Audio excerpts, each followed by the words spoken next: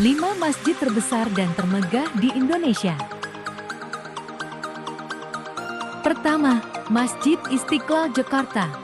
Masjid ini layak berada di urutan pertama karena kemewahan yang dimiliki. Pembangunan masjid ini diprakarsai oleh Presiden Soekarno dengan arsitek bernama Frederick Silaban. Pembangunan dari masjid ini sendiri sudah dimulai sejak 24 Agustus tahun 1951.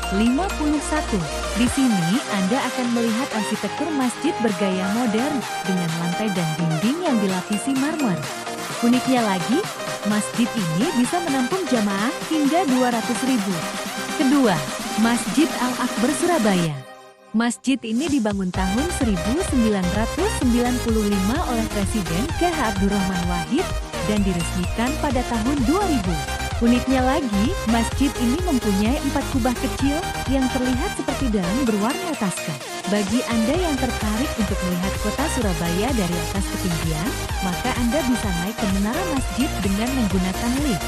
Menara itu sendiri memiliki ketinggian 99 meter. Ketiga, Masjid Kubah Emas Dian Al-Mahri Depok. Masjid Dian Al-Mahri dikenal dengan sebutan Masjid Kubah Emas. Hal ini karena Anda akan menemukan kubah berwarna emas yang membuat masjid ini sangat megah.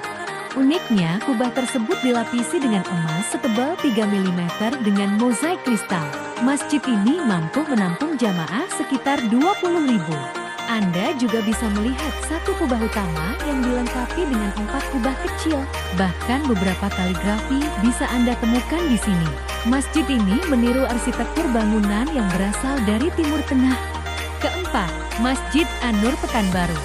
Masjid ini dibangun sejak tahun 1963 hingga tahun 1968.